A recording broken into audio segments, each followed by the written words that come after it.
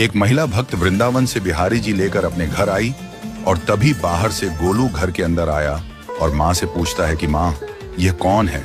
तो मैया ने बोला, ये भगवान हैं और ये ही हमारे मालिक हैं। अब तो घर में जब भी कोई नई चीज बनती तो सबसे पहले बिहारी जी को भोग लगता। पहले यह सब चीजें गोलू को सबसे पहले मिलती थीं। इससे गोलू बहुत चिढ़ने लगा और मन ही मन ठाकुर जी को कोसने लगा। एक दिन गोलू की माँ काम पर जाते समय बोली, गोलू, यमुना जी से मटके में जल भर कर लाना। जब गोलू पानी भरने के लिए जाने लगा तो जाते जाते बिहारी जी को कहने लगा, खाने के लिए तो सबसे पहले तैयार रहते हो, लेकिन काम तो मुझे ही करना पड़ता है। अगर यहाँ रहना है तो काम करो। कहकर गोलू यमुना जी से जल भरने के लिए चल पड़ा। गोलू जब यमुना जी में जल भरने लगा तो उसने देखा कि यमुना जी के अंदर बिहारी जी विराजमान हैं और कह रहे हैं, ला गोलू, घड़ा हम भर देते हैं। गोलू उनको देखकर हैरान हो गया और बोला, नहीं नहीं, मैं अपने आप भर लूंगा। लेकिन ठाकुर जी ने उसके हाथ से घड़ा ले लिया और भरकर घर ले आए।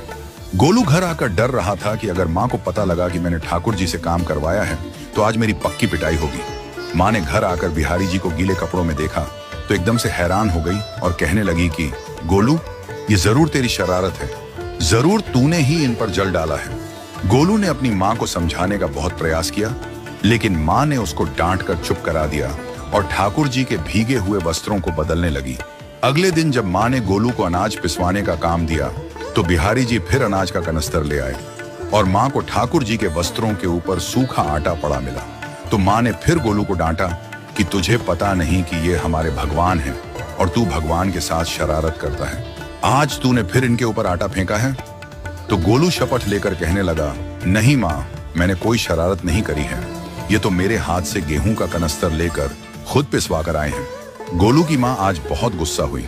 अगले दिन फिर माँ बोली, बेटा गोलू, आज तुम्हारे बाबा बाहर गांव से वापस लौट आएंगे। बस आज का ही काम है, तुम जंगल से थोड़ी लकड़ियां ले आना। गोलू फिर डर गया, कहीं ठाकुर जी फिर मेरे पीछे ना आ जाएं। गोलू ने माँ को बोला कि मैं चला तो जाऊंगा, लेकिन बिहारी जी को समझा लो, वो मेरे पीछे ना आई। उसकी माँ हंसकर बोली, हाँ हाँ समझा दूंगी, तुम जाओ तो सही।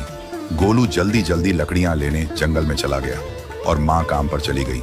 लेकिन उस दिन माँ काम से जल्दी वापस आ गई और देखा बिहारी जी अपनी चौकी पर विराजमान नहीं है। वह तो एकदम से घबरा गई कि कहीं गोलू की शरारत तो नहीं। वह भागी भागी जंगल की तरफ गई।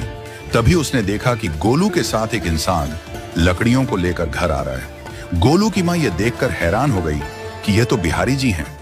ये क्या हमारे भगवान हमारा काम कर रहे हैं? इसका अर्थ गोलू ठीक कह रहा था।